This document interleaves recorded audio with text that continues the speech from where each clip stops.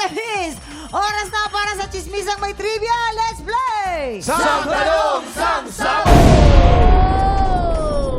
First time niyang ma-experience ang ating buwisit blaster. Kaya naman, eto na, Rob Ginto!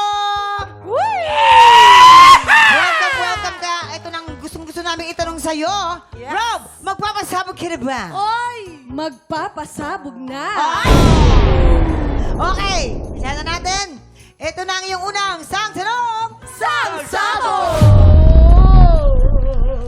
Ang kapuso action drama prince na si Ruru Madrid ay pinapagalitan na ng mama niya sa tuwing nagpapatato siya. Anong ginawa ni Ruru para hindi na magalit ang mama niya? A. Niregaluhan niya ng branded bag. Or B. Nagpatato siya ng mama's ball. Ay, mamang, ito, alam Oh, ko ano? talaga to. Ano? Nagpatato siya Talaga ba? ng kilay. Oo, nagpatato si Ruru. Pero sinama niya na din yung mama niya. Ah, talaga? Kumbaga, para ma-happy yung mama. Tapos after, naglagay siya dito ng mama's boy. Kung ikaw ba naman, di ba? Oo, Magagalit ka pa ba matutuwa. noon? Hindi na, di ba? Nakaka-proud yun. Unang-una, ano ba ang religion ni Iglesia ni Cristo? Siyempre! Yung nanay, hindi magpapatato yun. Kahit Oo, kailan. siyempre, bawal yun eh. Oh, pero Tama, ito, tama. dirigaluhan niya ng branded bag. Tama, At Kuya Kim. alam niyo ba kung ano yung show? Ano yan? Talagang patok na patok si Ruru. Lolong! Lolong. Ano yung, sino si Lolong? Buhaya. Lacoste ang binigay niya. Yes! Yari sa buhaya yung bag. Buhaya, oo. Ay, kahit man ako eh. Tatanggapin ko yun. Ano ang ginawa ni Ruru? A.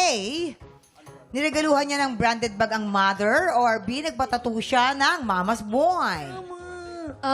Ako kasi, sa mama ko kasi, kapag once na nagagalit si mama, nireguluhan ko kasi siya ng bag. Ay! Ang taray naman! Ang taray naman! May budget. Kaya pakiramdam ko pakiramdam ko lang naman na baka yun lang din yung niregalo ni Ruru sa Tama! Niregaluhan daw!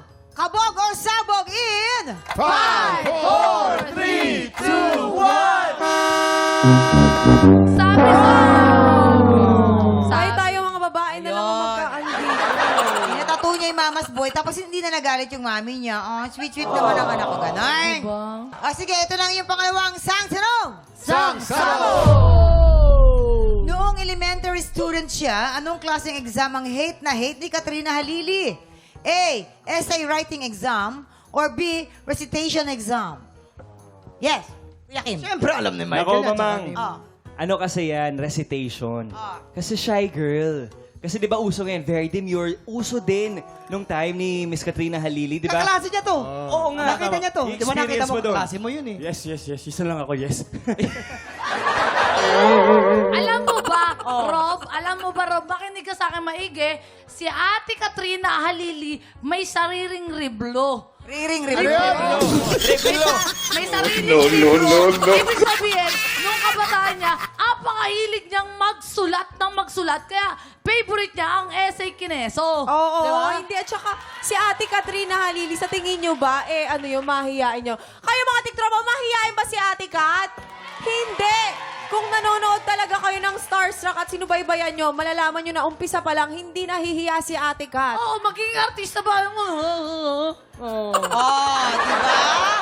Yes. Ano sa tingin mo magiging kasagutan mo dyan? A. Essay writing exam or recitation exam? Essay. Essay daw. Sa girls. Sige, tignan natin. Sa girls yan. Yan, ha? Yan, sige. Perfect. Essay writing exam. Kabog or sabog in... 5, 4, 3, 2, 1! Yan. Niwala ka kasi. Okay, ito lang yung pangatlong sang tanong. Sang Sabog!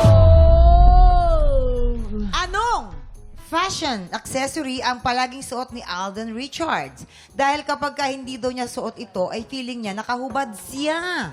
Wow. A. Relo. Or B. Sing-sing. Ay, Ay, nako. Hoy. Umayos kayo ng upo niyo. Hindi kasi si Alden talagang mahilig yan sa relo. Oo, hindi talaga siya aalis ng bahay nang wala siyang suot ng relo. Kahit na naliligo yan, suot niya yung relo niya. Alam mo yung mga koleksyon niyan? Si SpongeBob, si Mulawin, tsaka hindi ganun ang mga, di ba? Ito lang, Rob, makinig ka sa akin. Nung GMA Gala, ay, Naku, sa relo talaga ako nakatingin. Kasi yun yung tina-target ko. Yung relo niya. Yung SpongeBob, yun yung tatak ng Rolex niya. Yes! Madami kayong sinasabi, puro kasinungalingan. Relo, SpongeBob? Magsusot ba ng relo, SpongeBob yun? Tama, Kuya Jason. Siyempre, ang hilig talaga niya, mga singsing. Sing-sing. Singsing. Oo. Lahat ng daliri niya sa kamay, tsaka sa paa may singsing. Malalaki baka sing-sing Ang nun, laki. ganito. At alam niyo ba uy, magaling kumanta yan. Magaling kumanta. Kaya mahilig siya sa Sing-sing. Rob, yes. Lalaki kasi mahilig sa relo. Relo eh. Relo. Oo. Relo. Relo daw. Final. Okay, relo. Final na po yan. Kabog or sabog in. 5, 4, 3, 2, 1. Girl power pa rin talaga ang nanalo. Oo. Pero Robin na John Mark, paki-invite naman ang mga tiktropa natin na i-follow kayo sa mga social media accounts at sa inyong mga ganap. Ayan, hello guys. Rob Ginto here. Ayan, please follow me on my social media, Rob Ginto, sa YouTube and sa TikTok. Siyempre si John Mark naman din, no? Yes, ako, IG, Facebook, John Mark Marshall lang po. Maraming salamat, guys. Thank you very much.